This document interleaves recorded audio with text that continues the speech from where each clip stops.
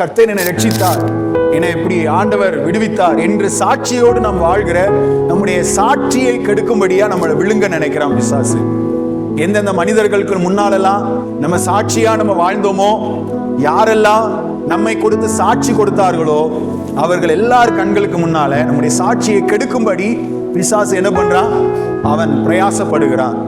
நம்மை குறித்த தேவ திட்டத்தை தடுக்கும்படியாக, நம்மை கொண்டு தேவன் செயல்படுத்த நினைக்கிற அவருடைய திட்டங்களை தடுக்கும்படியாக பிசாசு நம்மை விழுங்க நினைக்கிறான். ஸ்தோத்திரம். கிருபையினாலே விசுவாசத்தை கொண்டு ரட்சிக்கப்பட்டீர்கள் என்று வேதம் சொல்லுகிறது. கிறிஸ்தவ வாழ்க்கையின் அஸ்திபாரமே எதுல இருக்கு அப்படின்னா விசுவாசத்துல இருக்குது.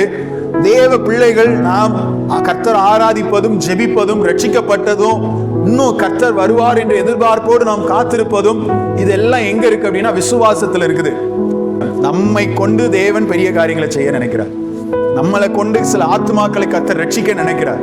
நம்மளை கொண்டுதான் சில ஆத்துமாக்கள் சபைக்கு வரணும் என்று ஆண்டவர் விரும்புகிறார்.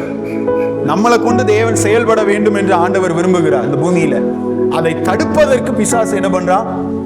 கட்சிக்கிற சிங்கம் போல விழுங்க நினைக்கிறான்.